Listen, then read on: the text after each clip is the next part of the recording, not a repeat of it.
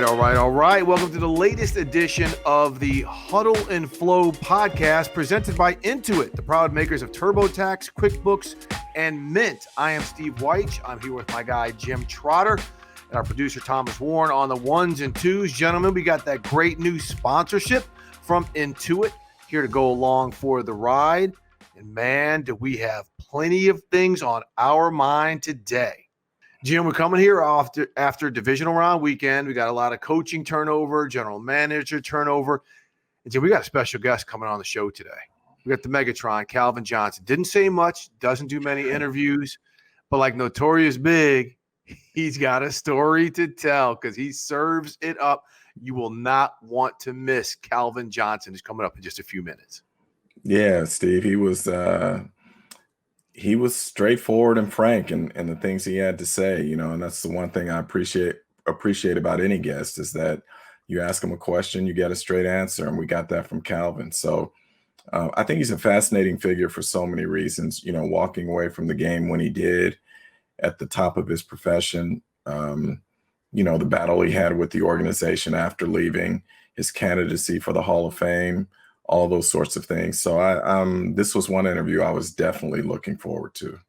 Good. And one of the reasons why we had him on at this time is because you, one of the 48 Hall of Fame selectors, will be actually doing the virtual voting this week for the class of 2021. Of course, Calvin Johnson, one of the first ballot Hall of Fame finalists, and those will be announced the day before Super Bowl 55 at NFL Honor. So we'll all have to sit and wait. But Jim, interesting. So now we have the Packers versus the Buccaneers in Green Bay next week, and then the Bills against the Kansas City Chiefs.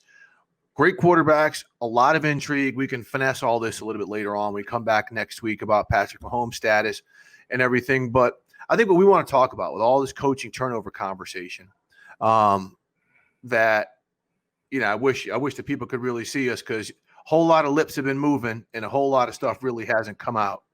Okay. It does not look like a black coach is going to get hired. Maybe Eric Bieniemy, who's still coaching with the Chiefs, gets an opportunity. But as of right now, Philadelphia and Houston look like the only opportunities, and we're just not sure anything is going to happen there. The only diverse hire looks like it's going to be Robert Saleh, who got the Jets job. So we know the NFL is pushing this. We are not hanging this on the NFL. We cannot hang it on 345. But these owners, Jim, we've been talking about it. And like I said, everything that they've said and done has been as hollow as an Easter bunny. Yeah, I'm worn out from it, Steve. I think you can tell by my voice. I'm exhausted. Look, we are not going to have potentially one black hired as a head coach among 7 openings this year, despite all of the focus on it. And unlike you, I believe the Bieniemy is going to get shut out. I believe it. If one black coach is going to be hired this year, I believe it will be Leslie Frazier in Houston for a number of reasons. But the fact that Eric Bieniemy could be shut out again, and I'm not saying, I want to be clear on this. I am not saying that Eric Bieniemy is going to be a great head coach. You have no way of knowing until someone gets in that position. What I am saying is that based on his service, he has earned the opportunity to have a shot to be a head coach. And then he can succeed or fail based on the merits. But the fact that he can't even get that opportunity is truly disturbing to me. And look, I'm not here to dump on anyone else who was hired or whatnot. Every owner has to make his own decision. Some of these guys may wind up being wildly successful as head coaches. But again, the fact that you can tell me now that there were 7 openings this year, head coach openings, and to this point of the first 5 that have been filled, not one person, not one black among those 5, it's disappointing. And not just to me or you, Steve, it's the coaches who are calling us. Correct. That's where my frustration comes from when you hear in their voices how they feel like that this playing field isn't level and they have no real opportunity no matter what they do. And I truly don't have an answer for him at this point. I really don't. Well, Jim, here's going to be the biggest example of how this whole process is some bullshit. Next week in the conference championships, we are going to have the Tampa Bay Buccaneers with Brian Leftwich and Todd Bowles, offensive and defensive coordinator for the Buccaneers, as well as their special teams coordinator, Keith Alexander, another black man. Okay. Then you have the Green Bay Packers, no coordinators of color. In the AFC, Leslie Frazier, the Bills defensive coordinator, Eric Bieniemy, the Chiefs offensive coordinator. We can talk about all of that all we want. Is it really going to make a damn difference? Is it going to mean anything to these owners who, again, have shown us nothing but to be as hollow as a chocolate Easter bunny? And let's be real, as a white chocolate Easter bunny, because nobody's really putting anything behind, oh, yeah, this guy interviewed well, this and that. Because now Eric Bieniemy, Jim, if he does not get an offer, I'm with you. I don't think he's going to get a job. And I don't know if Houston comes open, if he's going to want to take it, right?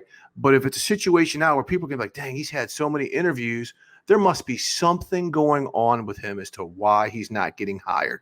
Because we know that excuse happens to a lot of people. Like, man, a lot of people talk to him. Why isn't he getting hired? That's going to spread through the grapevine, and Eric may never get a chance. And it's just so unfortunate. Again, people get to hire who they want to hire. But if you're talking about merit, whether it's Eric Bieniemy, whether it's Leslie Frazier, whether it's Jim Caldwell, we see exactly what's happening here. Now, we are going to see at least 2 black general managers get hired. Brad Holmes, who is director of college scouting for the Rams, is going to be in Detroit, who is expected to name Saints assistant head coach Dan Campbell as their HC. And Terry Fontenot from the Saints, who's done a great job, is going to be the general manager for the Atlanta Falcons with Arthur Smith. What's interesting about a lot of these coaching GM hires, Jim, is like the GM isn't going to really get to pick the coach. Like this interview process, the coaches, it was going on simultaneously, and sometimes the coaches got hired before the GM. Look, Steve, here's what really bothers me is that, and I said this each of the last 2 years, my fear was always that you'll remember when Sean McVay got hired, and all the buzz was every team is looking for the next Sean McVay, the next young offensive, wonder kind, yada, yada, yada. And there weren't many minorities on that side of the ball, on the offensive side, in terms of coordinators and whatnot. And I said at the time, here's my fear. Blacks are now going to rush over to the offensive side of the ball to try and get in that quote unquote pipeline. And then the target was going to be moved. And we're seeing that come to fruition this year. Because what am I hearing from some owners? They're looking for the young, wonderkind coach now who doesn't matter now, offense or defense, just a guy that they think can be special as a coach. And so now, in addition to having to deal with the race issue, the age issue is starting to come into play. Because my feeling is now a lot of guys who have paid their dues, who have done it the right way, who have served their time, aren't going to get opportunities because clubs are looking for that next young guy who they say, hey, we'd rather get him a year early or 2 years early. That way we don't have to compete with other clubs for him. It's the same thing we heard in Cincinnati with Zach Taylor. And to some degree, it's the same thing we're hearing now with Brandon Staley. Here's the other thing that bothers me right now. And I guess I'm going to air some dirty laundry, house laundry here that we try not to talk about publicly because we have enough people beating up on minority coaches. But at this point now, we have 4 minority head coaches in the NFL: Brian Flores, Ron Rivera, Mike Tomlin, and Robert Saleh. And as I look at their staffs right now, their offensive and defensive coordinators, you know how many people of color I see in those positions? Tell it, Jim. Tell it. 0. Otis. 0. Now, that's not to say that those who have openings cannot fill them with a diverse candidate. But for now, there are 0. And it's starting to get under my skin that you and I and others can be out here fighting for representation of diverse candidates. And yet when we, diverse candidates, get in a position to do something about it, we don't. That bothers me. It bothers me a lot because I can't go banging on owners or anyone else if we're not going to hold ourselves to the same standard, and we're not doing that. So I say to Mike Tomlin, I say to Ron Rivera, I say to Brian Flores, and I say to Robert Saleh, it's time for us to step up. And if we keep preaching, as these head coaches did when they were coordinators, that they were qualified to be head coaches, well then, damn it, these diverse candidates out here now are qualified to be coordinators. So why aren't they getting that opportunity? That's right. We got OC openings in Pittsburgh and in Miami. Hey, there's plenty of good. Anthony Lynn, Pep Hamilton. There's all kind. Maybe Eric Bieniemy. I mean, who knows? I mean, somebody tell me. I'm still waiting on somebody to tell me what Zach Taylor did that Pep Hamilton has not done? Somebody tell me that. That's it. Come That's it. on now. Come But on. Let's be Jim, real about all this. But Jim, look at this. All it takes, like the goalposts continue to give. Oh, Eric doesn't call plays. Blah blah blah. All it takes is one phone call for Bill Belichick to recommend Joe Judge and the Giants hire him. Right. And all of a So sudden, we went from wanting the young offensive mastermind to wanting the CEO type. correct. Oh, you both wear khakis, so you have something in common. I mean, take that stuff someplace, okay? Yep. It's just it's old. It's old. It's exhausting, and it is.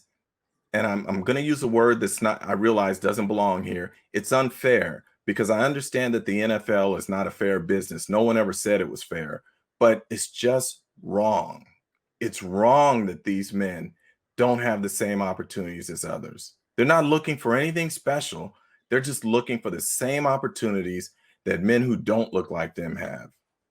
Yep. And look, Jim, I know we're tired, we're angry, but it is what it is. And again, it is, and people, as pissed as Jim and I are about this stuff, you should hear these coaches who call us. You should hear these former coaches and players who call us. And these personnel people are like, well, you know, Jim, they ain't even getting a mule, let alone the 40 acres. Let's keep it 100%. No question. But here's the other thing. When we talk about moving the target and whatnot and obstacles being put in front of us. So here's the next thing that's coming. Be prepared for this now. So a guy like Pep Hamilton, who has been an offensive coordinator in this league, who Andrew Luck had his best career season under, who Justin Herbert just had a record-setting rookie season under, all of those things. A guy who has been a head coach in the XFL, head coach in GM, a guy who was at Stanford with Jim Harbaugh and at Michigan with Jim Harbaugh, called plays there and whatnot. So now when teams interview him, it's like, oh, you're really well qualified. We're afraid if we bring you in, you're going to get head coaching opportunities in a year, and then we're going to lose you and have to replace you. So now you're being penalized for being qualified. I'm like, this when I say the game is rigged, that's why I say the game is rigged. Because no matter what you do, there is always something else out there that says, you know what? I got to use this against you.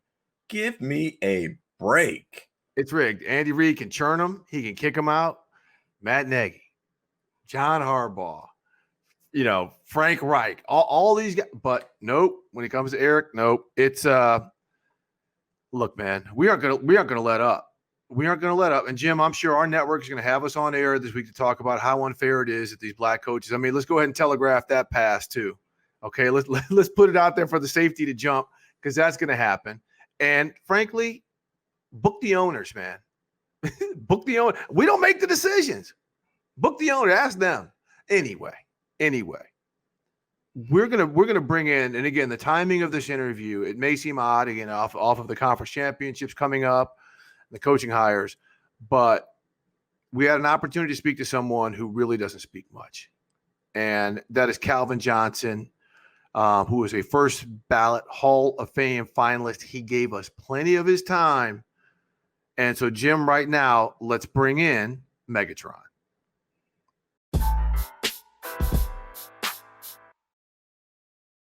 All right, Jim, this is one we've been looking forward to for a long time.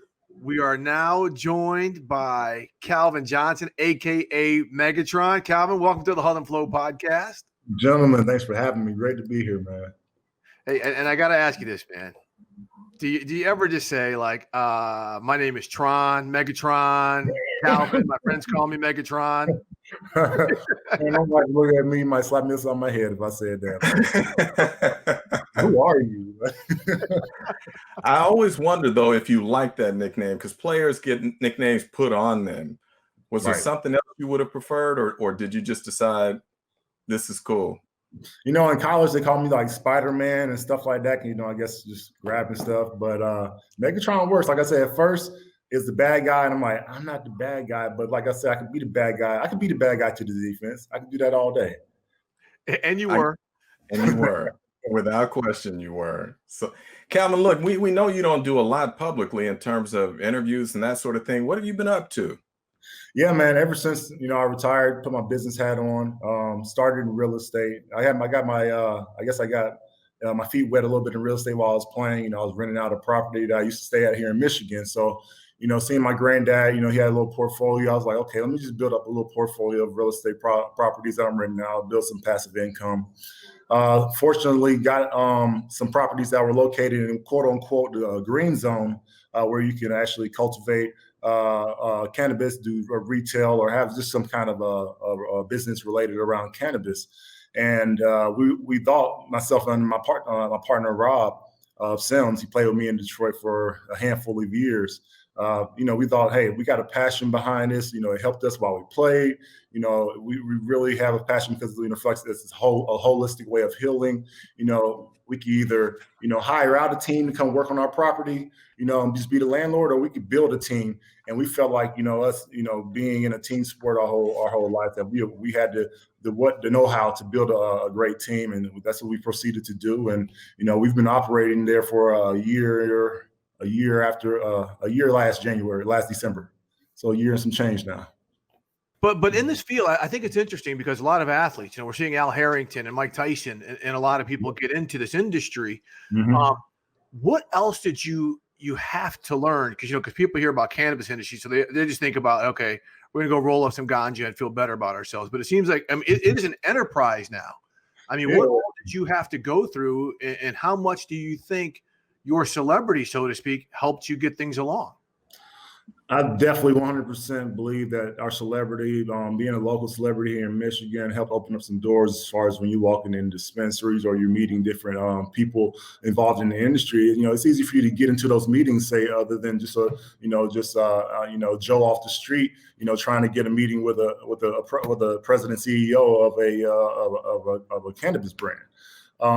That 100% helped us, like I said, get into the door. And obviously our platform created through the NFL, obviously that helped us, do some funding and get our business open and running. But more than anything, people got to realize this is just a business, same as any other business. You got to have a great culture. You got to have a great foundation and set of core values if you're going to have success in dealing with the people and the people part of this business. It's really the people that help your business run, as well as us learning. It's not, and it ain't sure it ain't been easy. It's been a bumpy road, to get this thing up and running, but we're on the up and up, and it's just been success after success, and we view obstacles as just opportunities. So we're able to just constantly excel. There are people who think guys are out there just getting high to get high, but this game that you played takes such a toll on players physically and whatnot. How much does cannabis truly help players cope with not only some of the physical stresses, but just the mental stresses as well, in terms of what you go through being an NFL player? It's so much you get into. We all think football is like everything below the shoulders. How do you take care of your body? Obviously the pain, but then obviously there's a mental aspect to this thing too. And how do we take care of our mental function? How do we take care of everything above the shoulders as well? You say it's a 90% 90-10 game, 90% mental, 10% physical game, but it's not really treated that way. We don't really take care of the mental, not just mental disability, but mental impairment or concussions or those things of that sort. It's kind of like taboo. It's kind of things that just weren't really talked about. So I think cannabis allows. It heals the whole body, obviously the pain, and obviously the neurological side of it as well. And to that point, we have a partnership with Dana-Farber up there in Harvard, and that's to do further research down the line of the abilities and the capabilities of the plant. Calvin, you never showed up on an injury report with a concussion. How many did you have? Man, you ask any football player how many concussions they have, I'm doubt they're gonna give you an accurate answer. But yeah, concussions from hitting my head on the ground after diving for balls. A lot of those things ain't gonna get documented. I'm not gonna go to the sideline and say, "Oh, I got a concussion on this play." No, just like what I was just talking about, kind of was like we're built. The way we came up was just like brute force. Just forget about the pain, don't worry about your feelings, just go and play and get your job done. That's how we came up. But knowing what from like you talk about the Harvard research study, seeing teammates, whoever, kind of dealing with this. What about the league's recent stance to take a step back from? Remember, before, if you failed a drug test, you faced all these penalties. It was the limits for failing a drug test were very little, and now they've really relaxed a lot of the regulations, so it's not seen as something sinister or criminal anymore.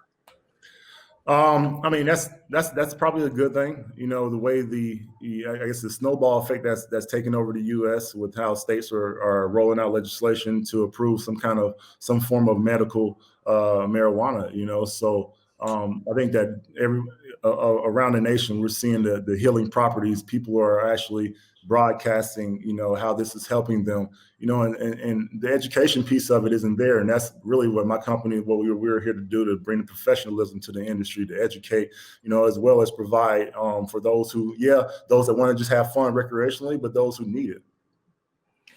Calvin, I want to get into some football with you, and I know our audience knows who you are and what you did, but just in case, let me give them a little background, a little flavor before we get into it.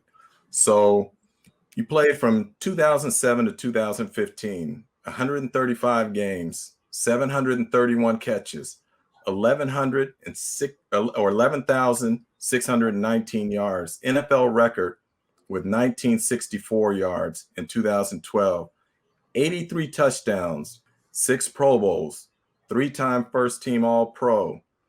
Let me give you a couple other things here. 6 seasons in the top 10 in yards, 4 seasons in the top 10 in touchdowns, 5 seasons in the top 10 in yards per receptions, 2 seasons in the top 10 in receptions, 2 seasons as the NFL leader in receiving yards, and 1 season as the NFL leader in receiving touchdowns. But here's what really stands out to me.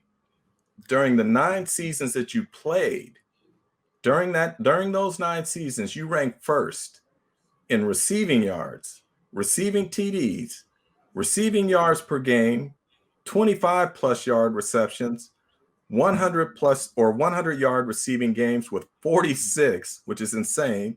It's insane. You led them with 200 yard receiving games. You had 5, and you led everyone with multi receiving touchdown games with 17. So for those who might have forgotten just how dominant you were, now they know where the Megatron comes from. I was like, oh, You never stopped and think about what you accomplished on that field during that time? Oh man, I didn't, like you say, you named off like 4 or 5. Like, whoa, okay, I never heard that stuff. Really. I feel like new stats pop up all the time. It's pretty awesome. Just to sit back and listen and hear, some of the things that were accomplished. Man, just think back. I sit and have the opportunity to reminisce with Rob, my teammate, because we work together and we're able to sit back all the time, just like, you remember that? Yeah, man, that's pretty cool. What is it like to be on that field when you cannot be stopped? I mean, I can go and read to you quotes from players who had to defend you. And the one that's best for me is when they talk about how they had to treat you like a gunner on a punt coverage, right, and put 2 guys in front of you just to keep you from getting off the line. What was it like to be on a field where you had to think in your mind, there isn't anybody that can match up with me? Is that how you felt? Yeah, I'll sit there and watch film every week, and I was just like, man, I'm looking across the field. I'm like, man, I wish he would play 5 yards off of me. I wish I would get one-on-one. I wish I would get some of these things, man. But hey, I was like, hey, man, I wish you'd just throw it up to me too when they playing me like that, so we can show that they just can't do nothing about it. We had Charles Woodson, who, just like you, is a finalist for the Pro Football Hall of Fame, first ballot finalist. And we talked about you, Torrey Holt, and Reggie Wayne, the 3 wide receivers who are finalists at the Pro Football Hall of Fame. He's like, you all were great. But just the fact that you were 6'4", 236, I know you like to say 235 when you play. You were 240. I mean, but he was just like that size. There was nothing you could do about it. I mean, did you ever feel like, man, this guy's got me, they're pinballing me down the field, whatever, but they're just too small?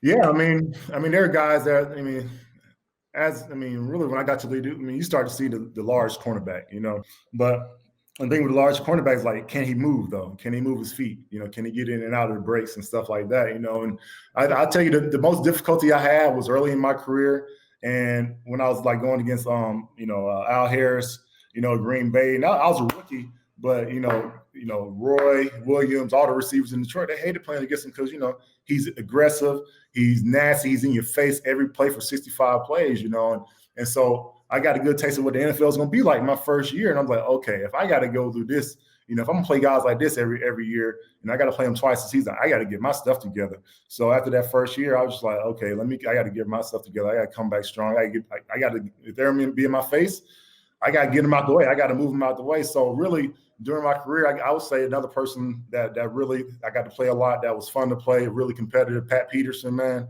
strong, fast, quick. He's like a different kind of cornerback. Haven't really seen guys built like him, man. Like a linebacker, running back, but can move, ball skills, ridiculous.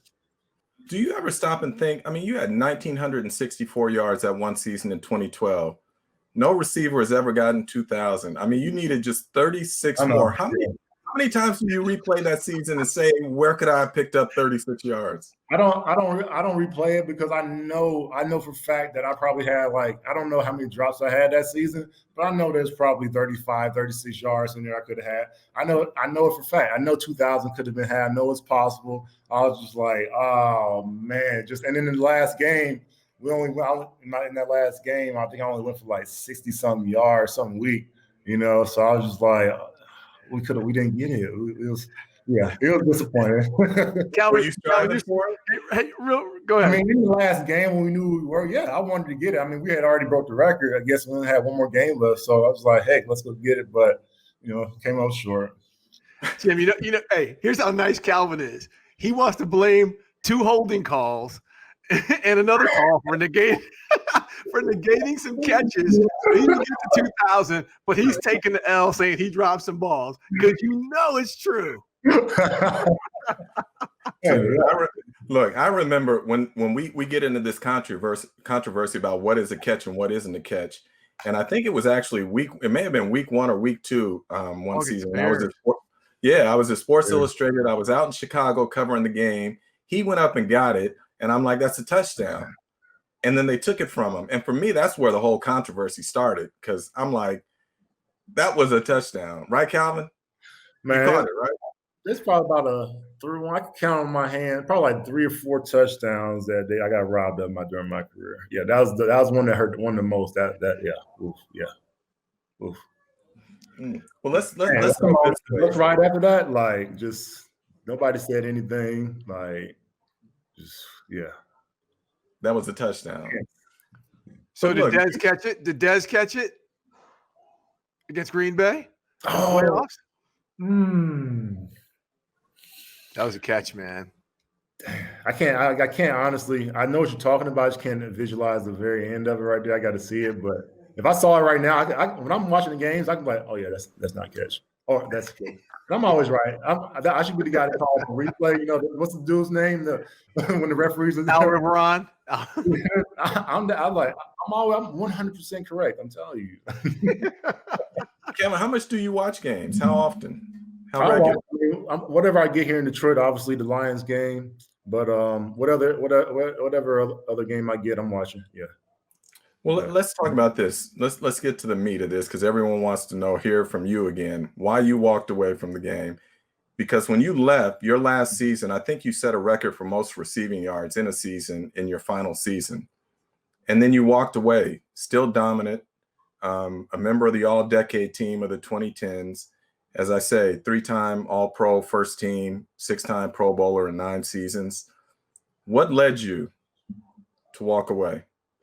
Yeah, I'll tell you, I started here after my 8th season, just dealing with a lot of ankle, lower body injuries and all the running that I'm doing. I went home after that season. I told my dad, I tell the story all the time. I was like, man, I don't think I can do it anymore. The body, it's not fun anymore. Just the pain, just out here running all the time. I just can't do it. It's taking its toll. It's sucked all the energy, out of me, out of the life, not the life out of the game, because the game is always going to be there. The game is always going to be energizing. The game is always going to be fun. But for me, what it's doing to my body, I just couldn't put out the same product I was feeling that I was putting out for all those years before. So sat there on the couch. I was like, man, I don't know if I'm going to be able to do it again. And he's like, well, he sat there and he said, well, you really think you can't do it one more time? And And I sat there and I paused and I thought about it.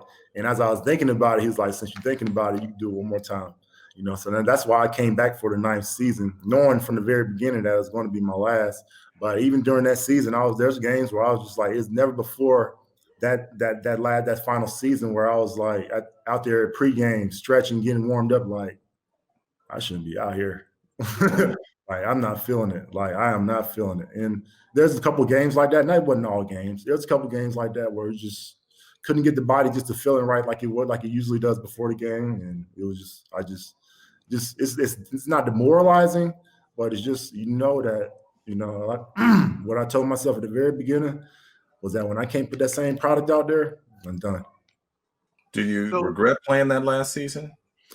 No, I mean, I dealt with the pain. I'm all right now. I deal with stuff if I'm like, I snowboard a lot, so if I don't really fall, but if I'm out there, like when I'm doing my camps, for instance, and I'm doing the drills for the kids, literally, like, next day after the game, you wake up in the morning, you're pulling yourself across the floor. That's how I feel like a couple hours later after playing with the kids, showing them the drills. So I'm like, nah.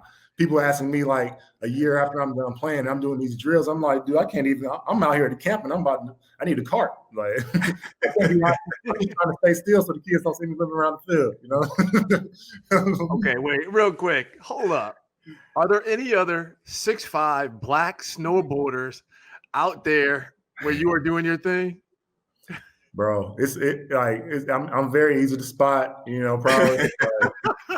There's tall folks out there, but like, I'm out there having a good time. I'm getting my jumps in and all that stuff. Just trying to, having a good time. I love being on the mountain. When I retired, my wife, she told me like, let's go skiing. I'm like, man, I'm from Georgia. We don't do nothing on ice. She was like, come on, you have fun. She got me skiing. I skied for a year and a half. I started out seeing all the snowboarding. I'm like, that was cool. I always wanted to do that because I skateboarded when I was a kid, and I took it up, and I ate it for the first couple of days, but now I've been snowboarding for 3 years now, and I'd like to say, what's killing me is coronavirus. God bless everybody who's had troubles and struggles with their families and stuff, but I haven't been out west at all this year, but it's all good. I'm not traveling like that right now. I want to kind of go back to what Jim was just talking about when you ended it, because there's always the conversation about you and ownership and the disputes going on right there. Yeah. So just for clarity right here, was there any issue there, or was it 100% health related? You were tapped out. Oh no, it wasn't any issue with ownership, because I didn't tell anybody going into the season. Only people I told were my receivers in the in my group. I was like, yeah, because rest in peace, Kobe. He had announced he was going to retire that year, and I was like, man, I'm out of here like Kobe. I'm about to go retire. I'm done. And the guys was all like, man, shut up, whatever. And then at the end of the season, it's like, oh shoot, CJ was dead serious all that time. No problems with ownership until after the fact, Yeah, that's the thing I wonder about. I know you said that when someone takes money back from you, it's hard to have a relationship like that. But I wonder if during this Hall of Fame process, has it helped at all to try and mend that fence, or in some way the two sides come together? It hasn't really been too much communication. I mean, we talk about it every time I go on any kind of, anything public, I get asked the question. It's simple, it's like, it's hard for me to do anything for anyone that takes anything from me, So I mean, I feel like after the things I've done for the organization, that shouldn't even been a thought, honestly. And I would have happily been there to do, fulfill my duty to, participate and give back to the receivers, or however, just the organization in a whole. And if that happens, of course, I'll be back. I'm not saying I'm here. I'm transactional, but in this particular situation, I love football. I still, I give back to football in any way I can, whether it's through my camps or going to see different teams in the NFL, college, what have you.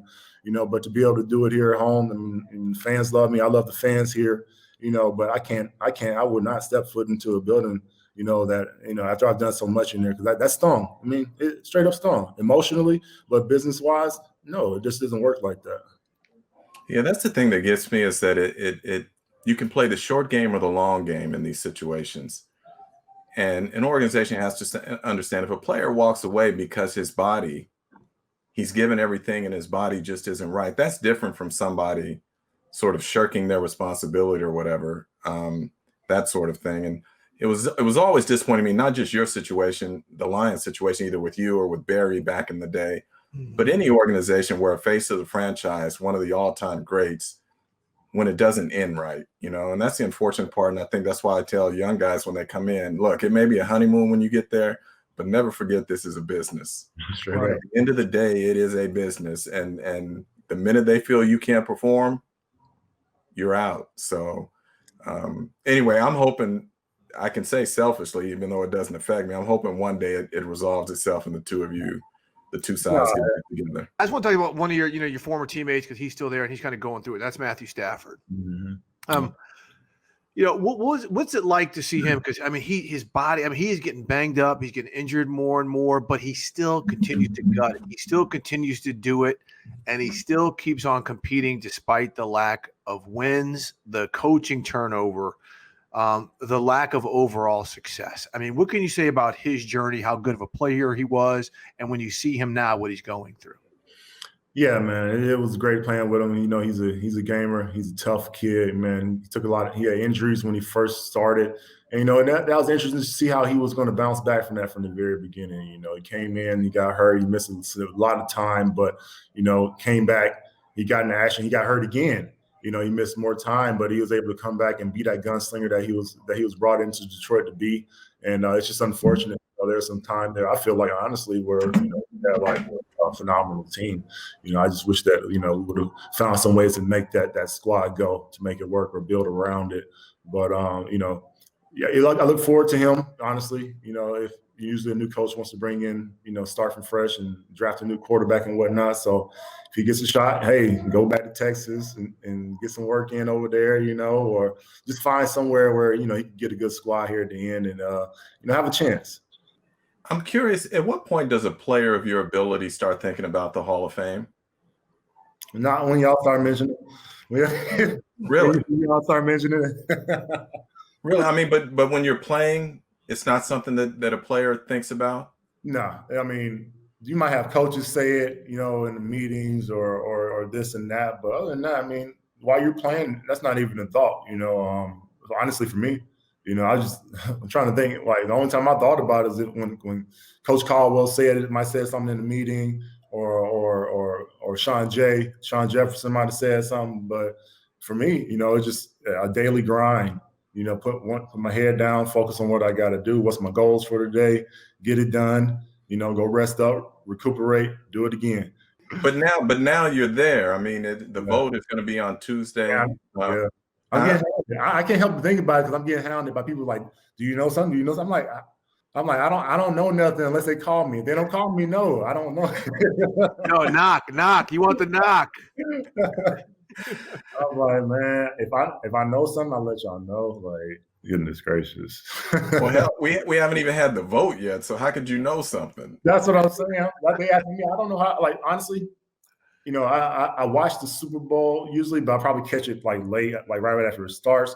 And I believe they announced the new team going in at the beginning or something right there. The night before.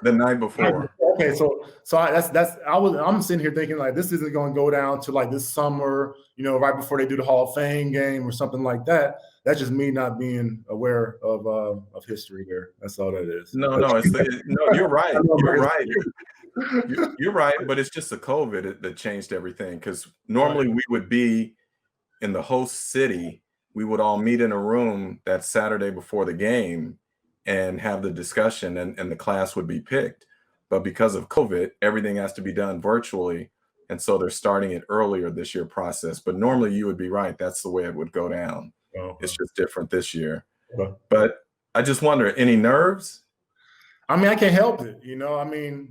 Honestly, for me, I put the work in. The work that's out there is out there for the masses to see.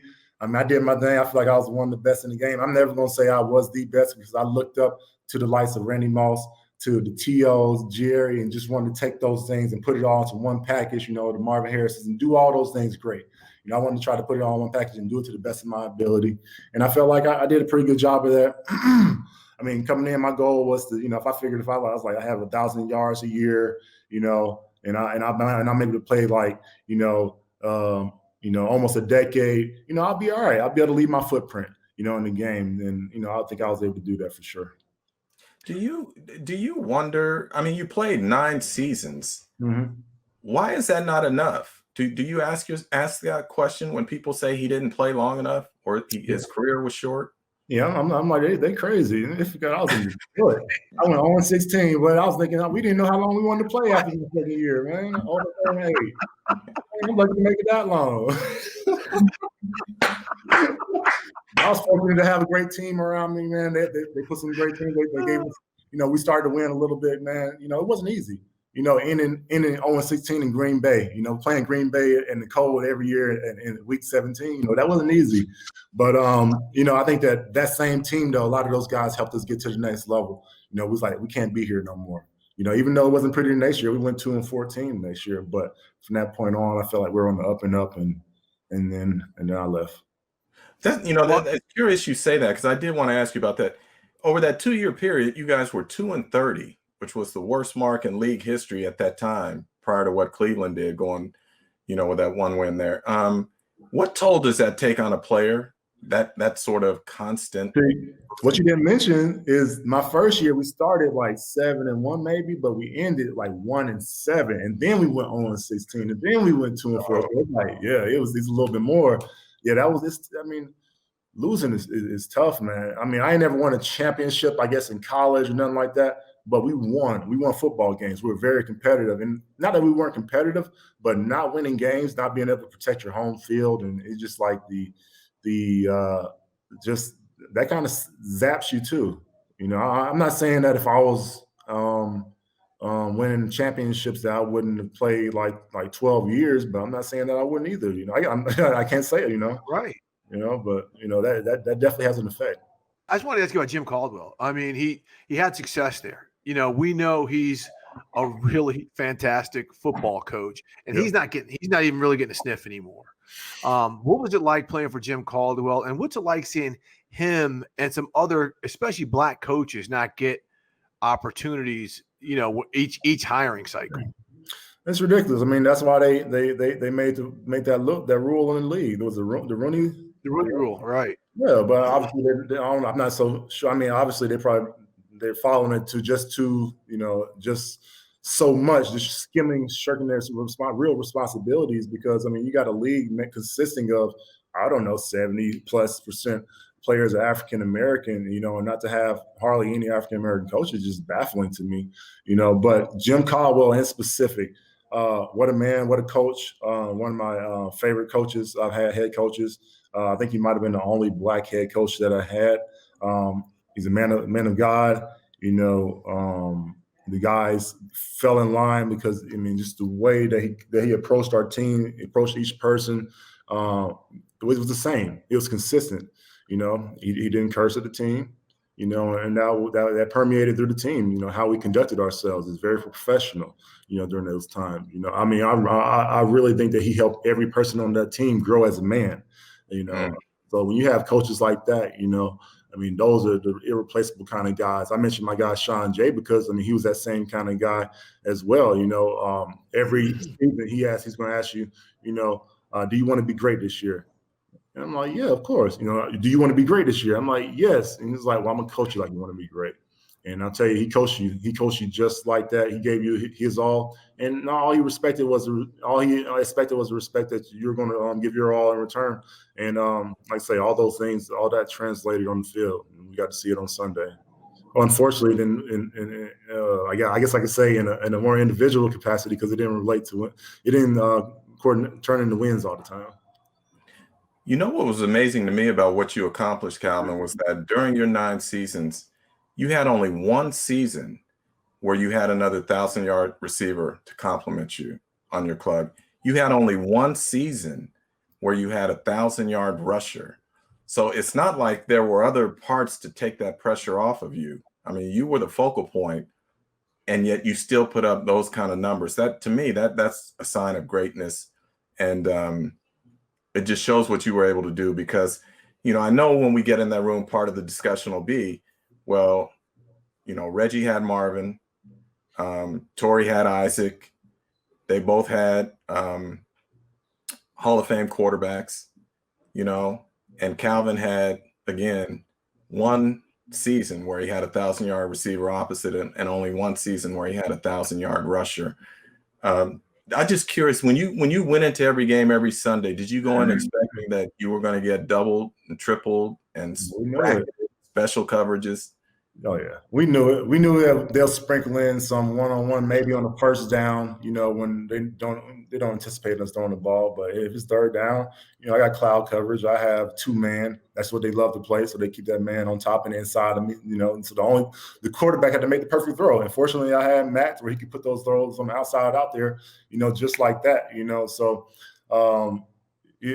Every play, every game, I talk to the coordinators after the game, or ones that I've played against. It's like, yeah, we knew if we stopped you, it's a wrap. Y'all don't have a chance.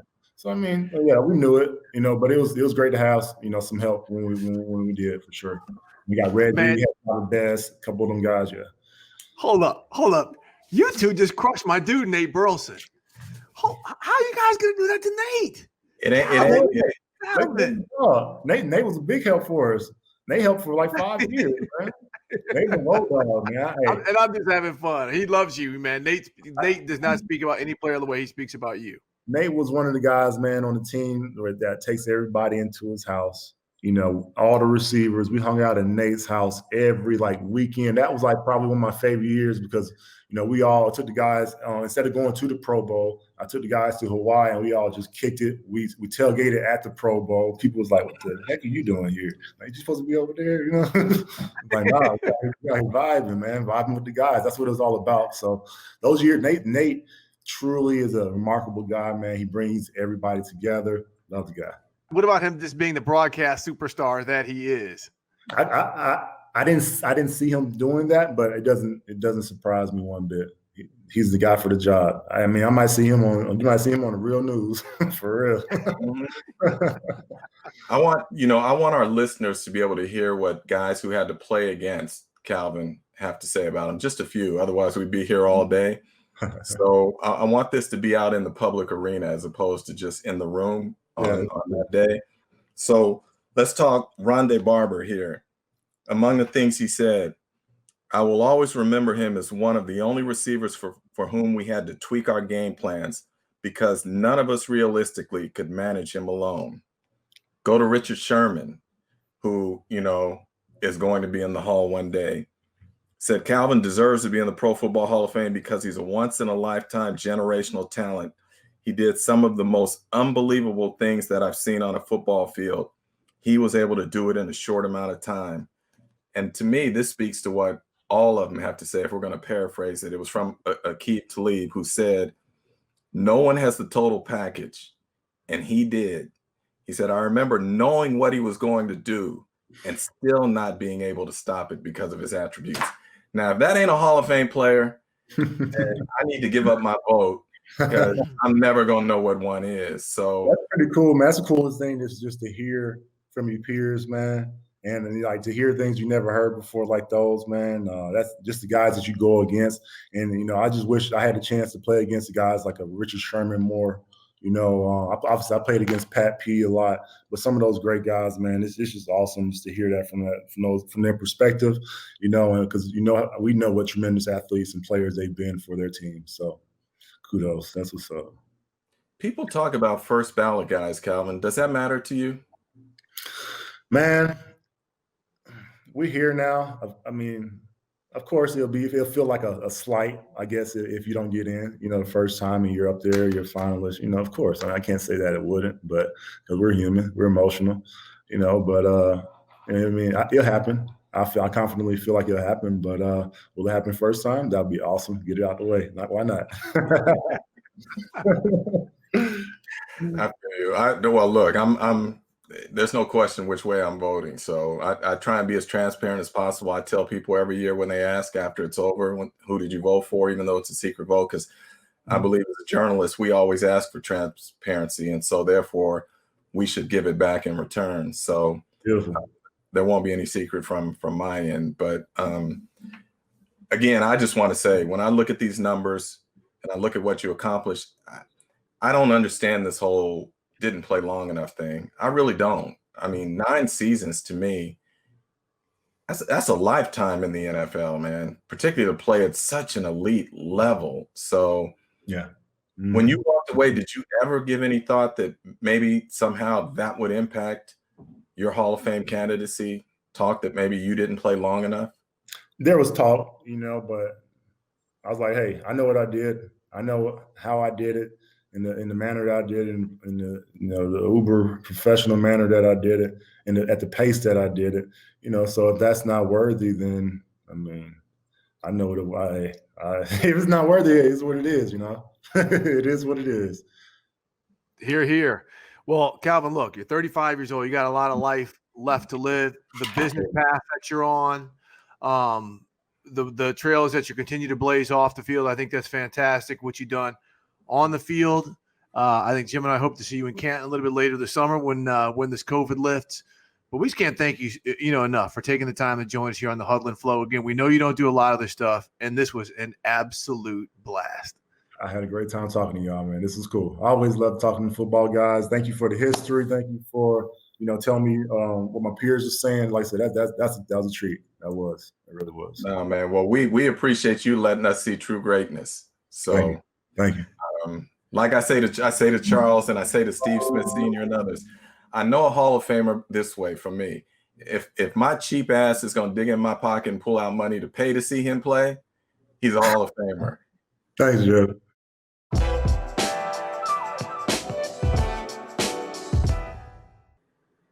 Steve, I'm glad we had a chance to get Calvin on because I think that his candidacy is going to be one of the more interesting discussions when the voters all get together.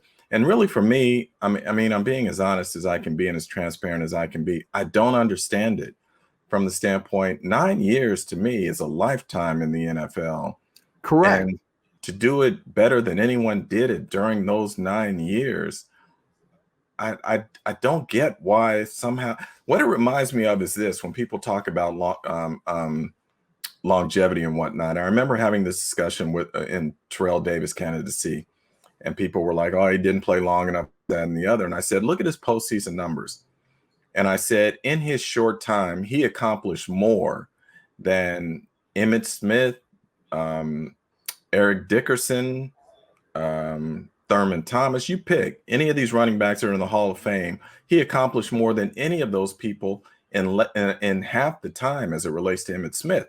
Calvin Johnson, in my mind, is an easy first ballot Hall of Famer. And I don't have any hesitation about saying that. I don't understand why 9 years is too short anyway. We talk about the average lifespan of NFL players, 3.5 years. Well, he's all but tripled that. And look at how many people, 9 years? That's a long time. They may see that he retired at 30, but he came out of college early. I mean, it's just, it is what it is. But Jim also, I mean, we talked about it. He was it. Teams could double and triple him. I mean, it wasn't like they had 4 other cats like they or played schemes necessarily where they had to, constantly be on alert. He was getting double and triple teams all the time, and he was still doing it. So I don't think it's a tough discussion, and that's no slight to Reggie or Torrey or any other finalist. I mean, Calvin was that dude.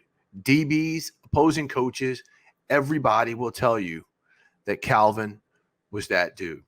Jim, and before we get out of here, I want to move on to something real quick, and this is personal to us as Howard University graduates. There was a great video that Fox Sports put out this week of our fellow Howard alum, Gus Johnson.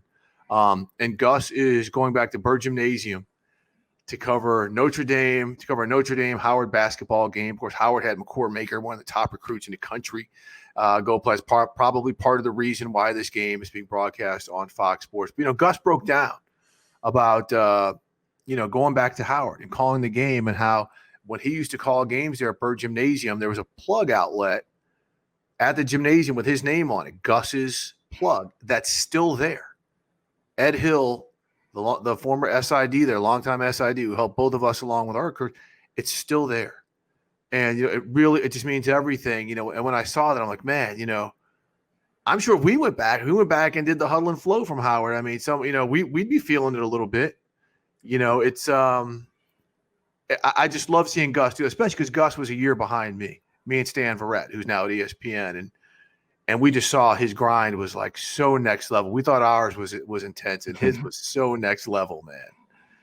No, I look, we all have talked about what Howard University meant to us in terms of our development as professionals and as men. So when I saw that clip of Gus, like you and everyone else that I know who went to Howard, particularly in our field,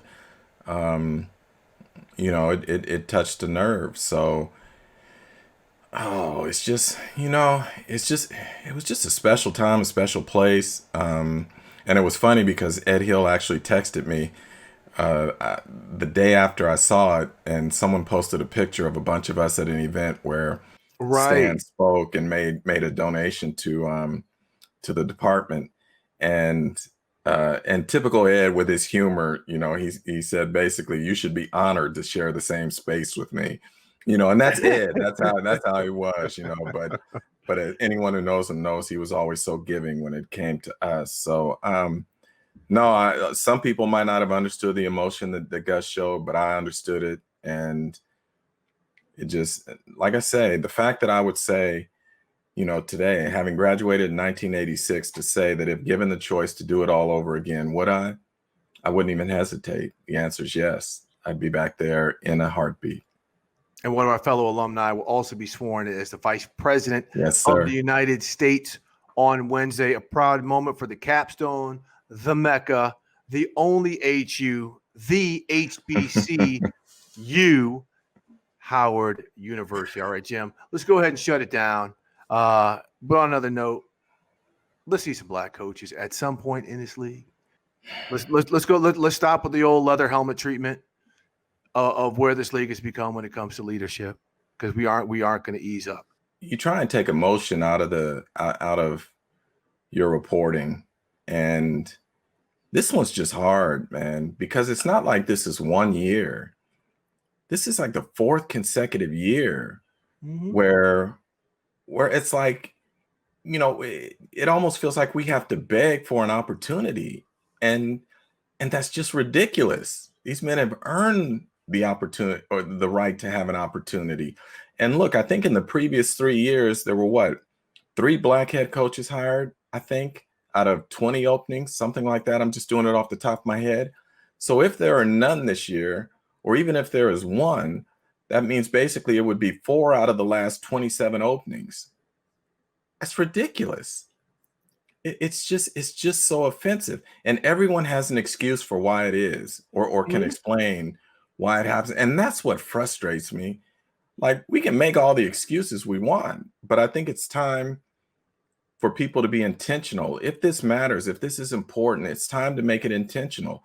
And it's time to say that over a 5-year period, if we have another 25 openings, X number, will have to be filled by a diverse candidate, something. Because if you don't make it intentional right now, it looks like nothing is going to change. And I'm sorry to some degree to have to sound this way, but man, I wish everyone out there could hear the voices of these coaches who call Steve and I. I just wish you could. Yeah, and then I think you'd feel a little differently. And Jim, let's also bring up this quick point before we get out of here. Look at the saluting that happened with the Rams, the Niners. I forget about for them losing a person of color, they're getting 2 draft picks. So now these teams again, hey, you're doing what's right. So now the team that's you're getting 2 draft picks. Okay, we get it. But just that just goes to show you again, it's not a league issue. The league is doing everything it can to incentivize teams to develop people, which teams are doing to push people. But then when it comes time to to pull the lever, folks just can't find it in their souls. They just can't find it in their souls. Look, I've said this before and I'll say it again. If you have to incentivize a process for people to do the right thing, it's already the wrong thing. And I'm never going to get off that. I don't care what anyone says. It's just wrong. It's just wrong.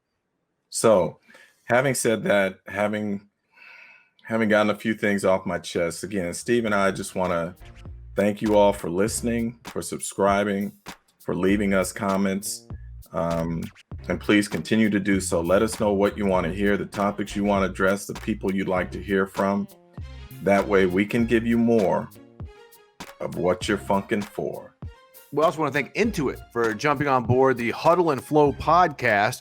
Remember, Intuit is the proud makers of TurboTax, QuickBooks, and Mint.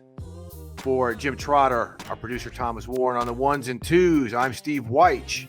We are the Howard Mob, and we are out.